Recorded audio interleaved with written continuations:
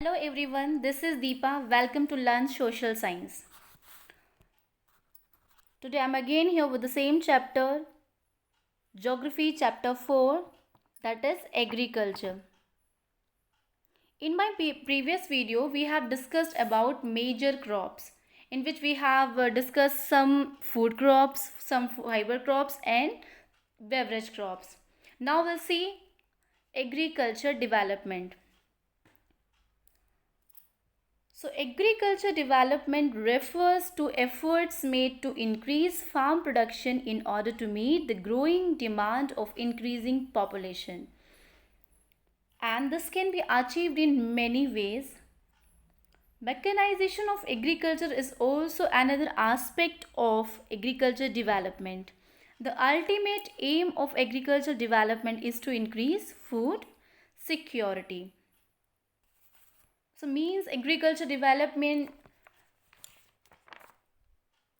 कृषि का कैसे विकास हुआ, कृषि का विकास के बारे में हम लोग डिस्कस करेंगे. Agriculture development refers to effort made to increase, एक ऐसे प्रयास जो कि हम प्रोडक्शन के लिए, ताकि जो हमारी बढ़ती हुई जो इंक्रीजिंग पॉपुलेशन है, हमारी बढ़ती हुई जो पॉपुलेशन की डिमांड्स हैं उनको फुलफिल कर सकें, उनको पूरा कर सकें. इतना हमारा क्या होना चाहिए, कृषि में उत्पादन होना चाहिए. जो कृषि का विकास का संबंध किस चीज़ से होता है, बढ़ती जनसंख्या की बढ़ती मांग को पूरा करने के लिए कृषि के उत्पादन को बढ़ाने की दिशा में किए जाने वाले प्रयास.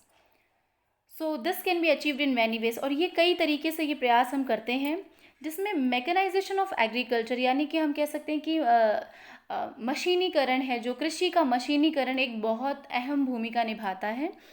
And the ultimate of agriculture development is to increase food security. The meaning of food security means होता है खाद्य सुरक्षा, यानी कि food security when all people at all the times have access to sufficient safe nutritious food to meet their dietary needs. मतलब जितना एक व्यक्ति को चाहिए उतनी उस व्यक्ति को स्वस्थ जीवन जीने के लिए जितने आहार की आवश्यकता है, जितनी डाइट की रिक्वायरमेंट है, जितना न्यूट्रिशियस फूड की रिक्वायरमेंट है, वो अगर उसको प्रॉपर तरीके से मिल रहा है अब उसकी डाइट में, तो this is known as food security.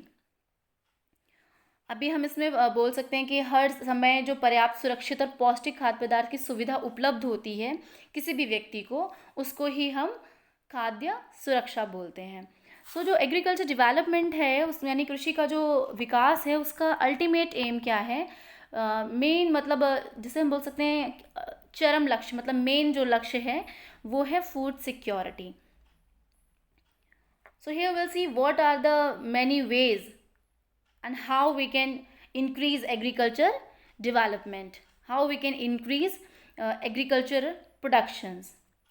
So let's see ways to increase agriculture productions. Increase area under cultivation, increasing the number of crops grown in a area, improving irrigational facilities in order to increase yield per acre, use of fertilizer to increase yield, and we can do what, we can use high yielding variety of seeds also, use of machinery in cultivation. So we can say the main aim of agriculture development is to provide food security for the growing world population, and agriculture has developed world over. The development varies from place to place. ये जो हमारी कृषि है ये place to place vary करती है. In this video we'll discuss about farming in India and farming in USA with a proper example. So ways to increase agriculture production, हम क्या कर सकते हैं, हम एरिया अंडर कल्टीवेशन को इंक्रीज कर सकते हैं, यानी कि जो बोया गया क्षेत्र, यानी कि जिसमें हम फसल को उगा रहे हैं उस क्षेत्र का विस्तार किया जाए.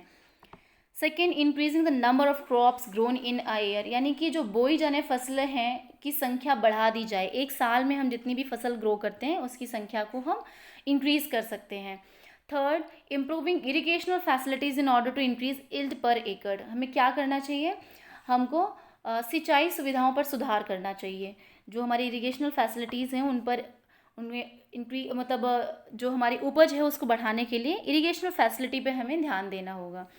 And use of fertilizers to increase yield, हमको क्या करना है, उर्वरक यानी कि जो हमारे फर्टिलाइजर्स होते हैं उनको यूज़ करना पड़ेगा, ताकि और गुड क्वालिटी ऑफ सीड्स का यूज़ करके भी हम इंक्रीज़ कर सकते हैं अपनी कृषि प्रोडक्शन, एग्रीकल्चर प्रोडक्शन को, कृषि की उपज को। और मशीनरी इन कल्टीवेशन, जो मैकेनाइजेशन है हमारी कल्टीवेशन मतलब एग्रीकल्चर में, कृषि का मशीनीकरण करके भी हम इसको बहुत अच्छे से मतलब कृषि का विकास कर सकते हैं, डेवलपमेंट कर सकते हैं, एग्रीकल्चर प्रोडक्शन को इंक्रीज कर सकते हैं।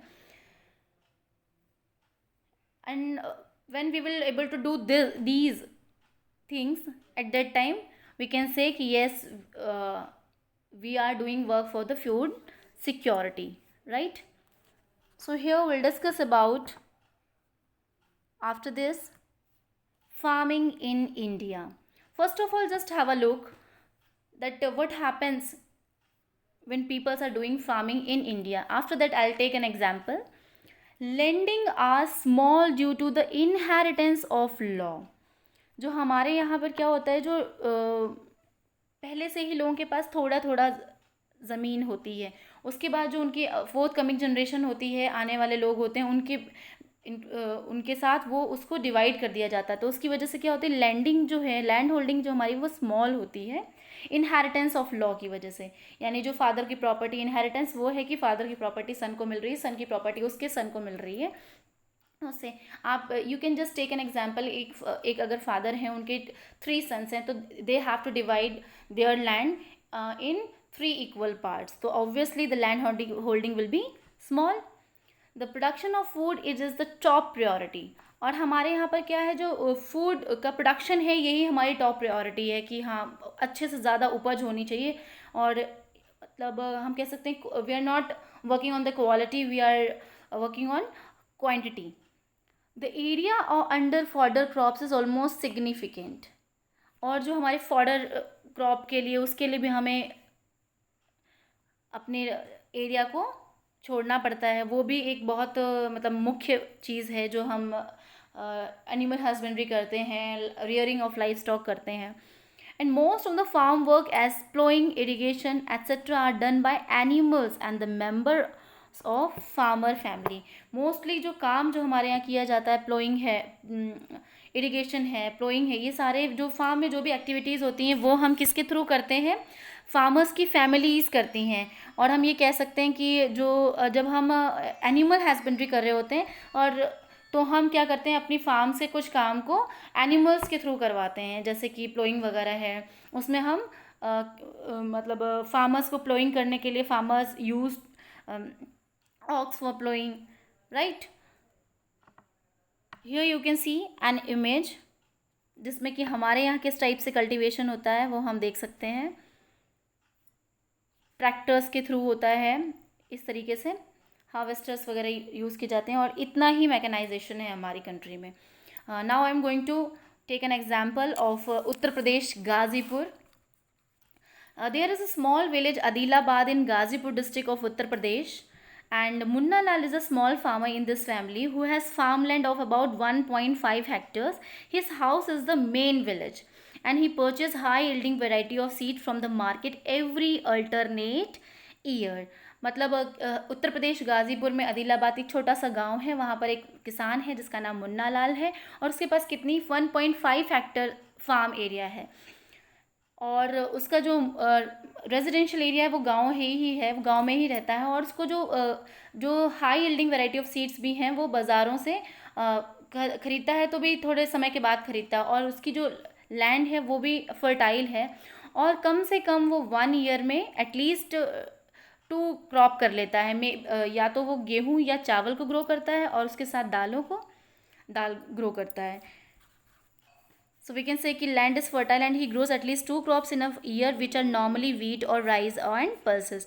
The farmer take advice of his friend and elders as well as government agriculture officers regarding farming practice.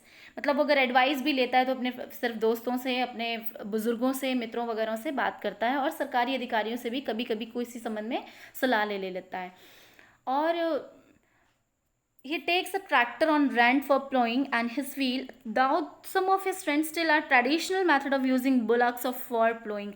And there is a tube well in a nearby field which he takes on rent to irrigate his field. and he has 2 buffaloes and a few hens also, and sells milk in the cooperative stores, and which is located in nearby town, and he is a member of a cooperative society which advised him on the type of fodder for his animal safety measures to protect the health of the livestock in artificial insemination. And all the member of family help him in various farm activities. Sometimes he take credits bank and agriculture cooperative society to buy HYV seeds and implements, and he sells his produce in the mandi located in the nearby town. Since majority of farmers do not have leg storage facility, and they are forced to sell the produce even when the market is not favorable to them. In recent years, the government has taken some steps to develop storage facilities. So let's say students कि वो किसान जो है अपने मित्रों और बुज़ुर्गों से सलाह लेने के बाद क्या करता है, जो भी उसके पास ट्रैक्टर भी है तो वो मतलब रेंट पर लेता है, और उसके कुछ फ्रेंड्स तो ऐसे हैं जो कि बैलों के साथ ही खेती को जोत लेते हैं, जो कि ट्रेडिशनल मेथड्स था हमारा, और उनके पास एक ट्यूबवेल भी है जिससे वो सारे ही लोग इरिगेशन फैसिलिटी करते हैं। उसको भी वो क्या करता है, मतलब रेंट पर लेता है। एंड उसके पास क्या है, 2 भैंस हैं, 2 बुफेलोज हैं, और कुछ हैंस भी हैं, मुर्गियाँ भी हैं, और वो जिसका जो मिल्क वगैरह है वो क्या करता है, जो हमारी कोऑपरेटिव्स होती हैं उनको बेचता है, कोऑपरेटिव स्टोर्स होते हैं उसको दे करके आता है। And after that we have seen कि वो एक ऐसे गांव का सदस्य है जहाँ की सहकारी समिति वगैरह जो है वो जानवर के चारे के बारे में थोड़ा बहुत बताती हैं, और कि कैसे आपको अपने जो पशु हैं, जो जानवर हैं, आपको कैसे उनकी के टेक केयर करनी है, उनके कुछ एडवाइस भी देता है। This is all about India. Okay student, this type of cultivation happens in India. कभी कभी क्या करता है वो उसको फसल ग्रो करने के लिए बैंक से भी लोन लेना पड़ता है, और HYV सीड्स के लिए अलग अलग मतलब जो वैरायटीज़ ऑफ सीड्स हैं उसके लिए वो कुछ औजार भी खरीदता है, उसके लिए भी वो लोन लेता है। एंड आफ्टर दैट वो शहरों में जाकर के जो हम बोल सकते हैं कि मंडी वगैरह होती है उसमें जाकर अपनी फसल को बेचता है, बिकॉज उसके पास प्रॉपर स्टोरेज फैसिलिटी नहीं है, इसलिए ही हैव टू सेल, मजबूरी में उसको सेल करना पड़ता है। दे मतलब वी कैन से कि farmers are force to sell the produce even when the market is not favourable. जब कीमतें अच्छी नहीं होती हैं मार्केट में, एट दैट टाइम भी उसको सेल करना पड़ता है, because he doesn't have proper storage facility. And for that वो विवश होकर अपनी चीज़ें बेच देते हैं। और जो आने वाले टाइम पीरियड्स अभी मतलब रिसेंट ईयर्स में हमारी कंट्री में इतना डेवलपमेंट हुआ है कि सरकार ने कुछ स्टोरेज फैसिलिटीज़ के बारे में सोचा है। Government has taken some steps to develop storage facility, और ये अभी हुआ है, यानी कि प्रीवियस टाइम पीरियड में इस टाइप की भी फैसिलिटीज़ अवेलेबल नहीं थी। तो this is all about India's example of Munna Lal of Adilabad village, which is in Gazipur district of Uttar Pradesh. After that, student will discuss about farming in USA. First of all, you can just see the image, which types of facilities are there, which types of machines they are using for agriculture. You can see here. We can say कि yes, they are having proper mechanization, right students? The rolling plains are in the USA. The rolling plains are well drained and suitable for extensive mechanized farming. The natural environment have favored the cultivation of a variety in crop. The dark brown soil is few of humus and organic matter. The Transcontinental Railway connects the rain or to the consuming centers and the town parts. The size of farm is about 1000 hectares. तो हम कह सकते हैं कि वहाँ पर कितना improvement है कि एक्सटेंसिव मैकेनाइज फार्मिंग होती है, हमारे यहाँ लेबर इंटेंसिव फार्मिंग होती है, या फिर हम लोग इंटेंसिव फार्मिंग करते हैं, इंटेंसिव सब्सटेंस फार्मिंग करते हैं। मीन्स हम कह सकते हैं कि हम अपने गुजारे के लिए यानी जीवन निर्वाह के लिए ही फार्मिंग करते हैं ज़्यादातर। और स्मॉल प्लॉट्स होते हैं हमारे पास, इन लोगों के पास जो प्लॉट्स होते हैं काफ़ी बिग प्लॉट्स होते हैं, I'll take an example of Joy Horan for explaining this farming in the USA. First of all, to see this, that natural environment have favored the cultivation of variety in crop. जो भी ऐसी crop को किया जाता है जो कि natural environment जिसको फेवर कर रहा होता है, मतलब जो उसके अकॉर्डिंग होता है उसी को किया जाता है. और मैकेनाइजेशन बहुत प्रॉपर होता है. वहाँ जो सॉइल है वो डार्क ब्राउन है. क्यों? Because humus is there and organic matters का यहाँ उसमें यूज़ किया गया है. ह्यूमस मतलब जो कि लैंड को फर्टाइल बनाता है. And transcontinental railway connect to drawing the consuming centres at the town parts. ऐसे एरियाज जहाँ पर उनकी एग्रीकल्चर प्रोडक्शन को कंज्यूम किया जाता है, ऐसे कंज्यूमिंग सेंटर्स और जो टाउन एरियाज हैं वहाँ से ट्रांस कॉन्टिनेंटल रेलवे कनेक्ट की गई है. ठीक है. And the size of farm is about 1000 hectare. लगभग 1000 हेक्टेयर्स के जो है वहाँ पर फार्म के साइजेस होते हैं. और हमने अभी when we have taken example of India, at the time we have seen that 1.5 hectare farmland था हमारे पास, right? So this is a big difference between farming in India and farming in USA. So now I am just going to take an example of Joy Horan students. The average size of a farm in USA is much larger than of an Indian farms. Yes, we agreed with this. जो हमारे भारत के हैं और उसमें जो USA के farm है उसमें काफ़ी बड़ा डिफरेंस है. A typical farm size in USA is about 250 hectares. अगर मतलब हम नॉर्मली भी बात करें तो लगभग 250 हेक्टेयर्स तो होता है. और हमारे पास कितना था? 1.5 hectare, which we example we have taken. And the farmer generally resides in the farm. और वो क्या करते हैं? वो रहते भी अपने फार्म एरिया में ही हैं. और मेजर क्रॉप्स जो हैं वो हैं यहाँ की USA की major crops are grown corn, soybean, wheat, cotton and sugar beet. Means you can see that varieties of crops are there. Means lots of crops they are growing. And in our country we are using mostly wheat and rice or pulses, right?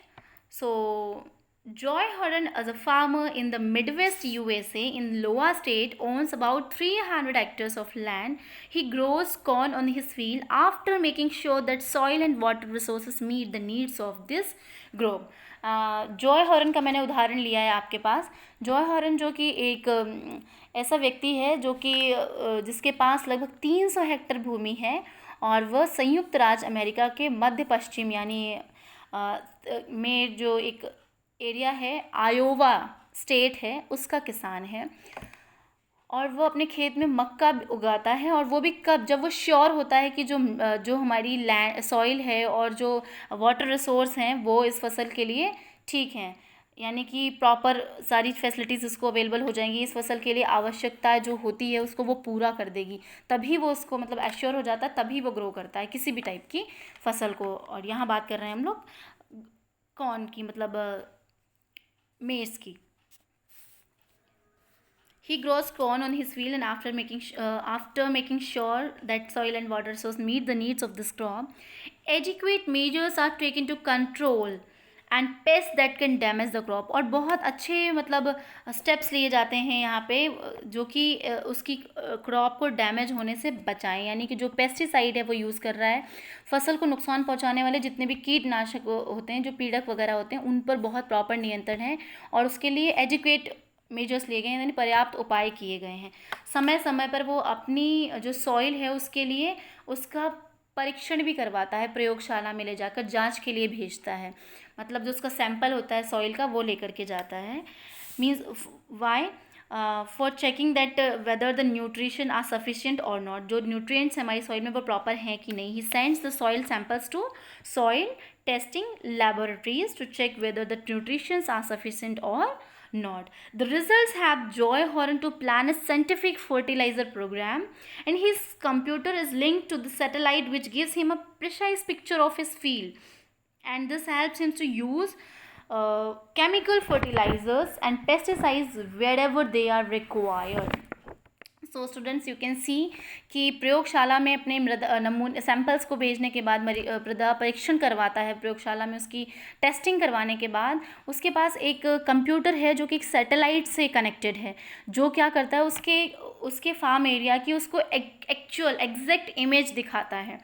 और जिसकी वजह से जो chemical जो वो use करता है, chemical fertilisers वो कितना यूज़ करना है वो भी उसको पता चलता है, कितनी उसको नीड है करने की में भी उसकी मदद करता है वो कंप्यूटर। और इस तरीके से हम देख सकते हैं कि जॉय हॉरन जो है एक वैज्ञानिक उर्वरक कार्यक्रम की योजना बनाने में मदद करता है, कि मतलब फर्टिलाइज्ड जो कि एक तरीके से बहुत साइंटिफिक फर्टिलाइज़र प्रोग्राम है वो बना करके तब कृषि करता है। और किसी भी टाइप की एग्रीकल्चर के लिए कितना वो हेल्पफुल है। And wherever they are required they used pesticides, वो पेस्टिसाइड यूज़ करता है और वहाँ के सारे लोग ही uses tractor, seed drills, leveller, combined harvester and thresher to provide various agriculture operation. मतलब जो वहाँ की लैंड को भी ना लेवल करने के लिए भी वो लेवलर कंबाइन जो कि हार्वेस्टर के साथ कंबाइन होते हैं उनको यूज़ करता है, ताकि लेवलिंग भी होती जाती है। ट्रैक्टर यूज़ करता है, सीड ड्रिल्स यूज़ करता है। सो वी कैन सी कि कितना मतलब हाईटेक मैकेनाइज्ड हार्वेस्टिंग होती है यूएसए में। और a grain are stored in automated grain storage और डिस्पैच टू मार्केट एजेंसीज। और हम देख सकते हैं कि उनके पास ऐसा मतलब स्वचालित अनाज भंडार है जो कि लोगों के पास होता है, या फिर बाज़ार में उनको मार्केट एजेंसी के पास वो लोग भेज देते हैं ताकि वो प्रॉपर तरीके से उसको स्टोरेज फैसिलिटी प्रोवाइड करा सकें। और हमारे यहाँ पर क्या प्रॉब्लम है, स्टोरेज फैसिलिटी की ही प्रॉब्लम है। अभी रिसेंटली हमने कुछ स्टेप्स लिए हैं उसके लिए, लेकिन यूएसए में ऐसा नहीं है। और वह किसान जो कि संयुक्त राज्य अमेरिका में जितने भी किसान हैं वो एक बिजनेसमैन की तरह काम करते हैं, ना कि एक फार्मर की तरह। सो वी कैन से कि the farmers in USA works like a businessman, not like a peasant farmer as in our country India, right student. जैसा हमारे देश में फार्मर्स वर्क करते हैं उस तरीके से बिल्कुल नहीं, एक बिजनेसमैन की तरह काम करते हैं। और काफ़ी हाईटेक तरीके से उनके जो कि सैटेलाइट से कनेक्टेड उनके कंप्यूटर्स हैं जो कि उनको काफ़ी सारी चीज़ों की इंफॉर्मेशन देते रहते हैं, और उनको काफ़ी जो भी स्टेप्स उनको लेने हैं वो उनको प्रॉपर इंफॉर्मेशन प्रोवाइड कराते हैं। So this is the basic difference between the farming in USA and farming in India. बड़ी बड़ी जो लार्ज लैंड होल्डिंग है उसमें जो प्रोडक्शन भी होता है वो भी बहुत हाई होता है, and they are using high yielding varieties of seed. Even organic matters का भी ये लोग भी यूज़ करते हैं। Now will move towards, here you can see the image. Can you guess this image students, क्या हो रहा है इसमें, किससे रिलेटेड है ये? So I am just telling you this is all about dairy farming. यहाँ पे देखिए एनिमल हस्बेंड्री हो रही है, rearing of cow, rearing of buffalo, and here in the last image you can see जो ये एनिमल्स हैं, कैटल्स हैं, वो चर रहे हैं, यानी कि उनके लिए फॉडर फैसिलिटी प्रोवाइड की गई है, यानी पास्चर लैंड है ये, इतना बड़ा पास्चर लैंड है जो कि। So let's discuss about dairy farming. Dairy farming is a class of agriculture for long-term production of milk, which is processed either of the farm or at a dairy plant, either of which may be called a dairy also. For eventual sale of dairy products, although any mammal can produce milk, commercial dairy farms are typical one-species enterprise. In developed countries, dairy farms typically consist of high producing dairy cows, and other species used in commercial dairy farming include goat, sheep and camels.